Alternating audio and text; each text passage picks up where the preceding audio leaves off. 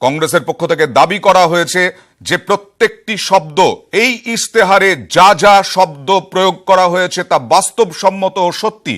মোদিকে খোঁচা দিয়ে রাহুল গান্ধীর জবাব, ভারতের প্রধানমন্ত্রী প্রত্যেক দিন মিথ্যে বলছেন।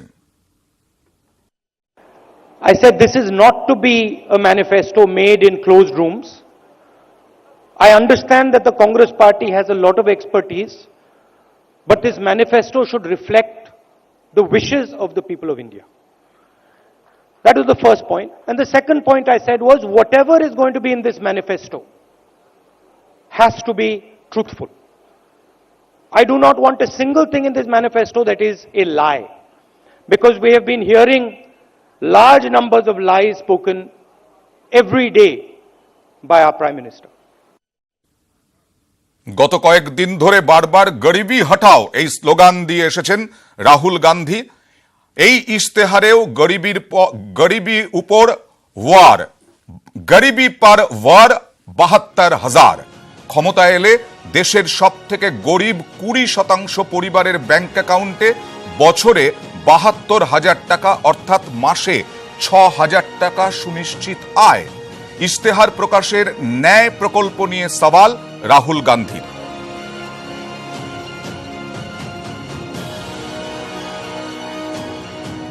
प्रधानमंत्री ने कहा कि 15 लाख रुपए हर बैंक अकाउंट में डालेंगे। हमने उनकी बात पकड़ी और मैंने मैनिफेस्टो कमेटी से पूछा और कहा कि सच्चाई निकाल के हमें दीजिए। हिंदुस्तान के गरीब लोगों के बैंक अकाउंट में सचमुच हिंदुस्तान की सरकार कितना पैसा डाल सकती है। और एक नंबर दिया उन्होंने मुझे,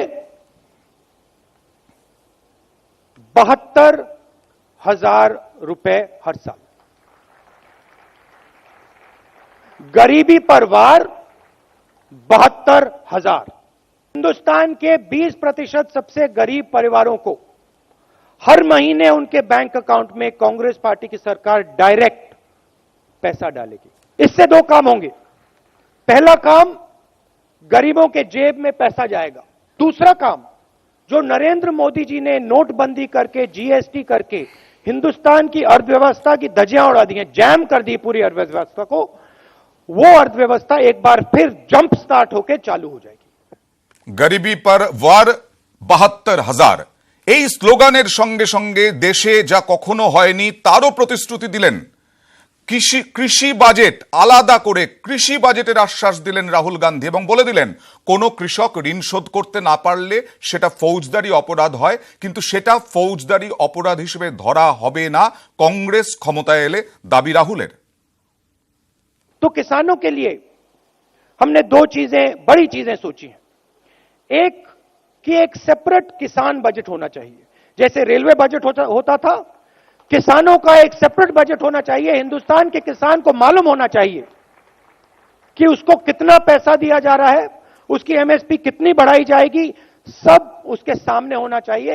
दूध का दूध, पानी का पानी होना चाहिए। तो यह हमारा पहला स्टेप। और दूसरा ऐतिहासिक स्टेप, हिस्टोरिकल स्टेप। देखिए, करोड़पति बैंक लोन लेते हैं। आपने देखा अनिल अंबानी जैसे लोग, मेहुल चोकसी जैसे लोग, नीरव मोदी जैसे लोग चोरी करके बैंक का पैसा लेकर भाग जाते हैं। मगर जो हमारे किसान हैं, ईमानदार लोग, वो जब बैंक लोन लेते हैं, अगर वो पैसा वापस नहीं दे पाते हैं तो उनको जेल में डाल दिया जाता है, क्रिमिनल ऑफेंस माना जाता है। हमने निर्णय लिया है कि उसको अब हम क्रिमिनल ऑफेंस ना माने। अगर किसान कर्जा ना दे पाए तो वो क्रिमिनल ऑफेंस ना हो, वो सिविल ऑफेंस हो। तो यह भी एक बहुत ऐतिहासिक निर्णय है। তবে প্রশ্ন উঠছে যে রাহুল গান্ধী বলছেন ৫ কোটি পরিবারকে ৬,০০০ টাকা করে দেওয়া হবে, আসবে কোথা থেকে টাকা? গরিবি হটাওয়ের নামে তিনি কি ধোঁকা দিচ্ছেন? কৃষি ঋণ মকুব করবেন তাহলে দেশ চলবে কিভাবে? দেশে যে কৃষি ঋণ নিচ্ছে কৃষকরা সেটা শোধ না করলে অর্থনীতির কি হবে? তাই বিজেপি বলছে আসলে ইশতেহার অবাস্তব এবং বিপজ্জনক। অরুণ জেটলির মন্তব্য।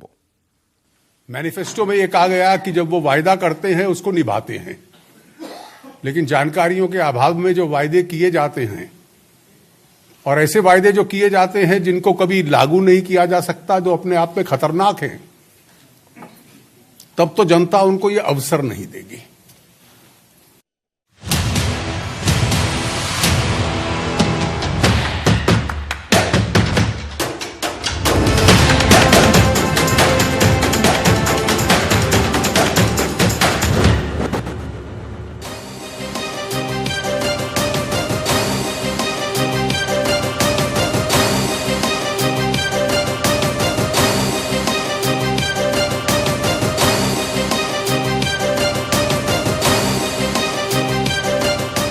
सिलीगुड़ी में लगभग 3 से 4 लाख लोग आएंगे और ब्रिगेड में 10 लाख से ऊपर लोग पहुंचेंगे।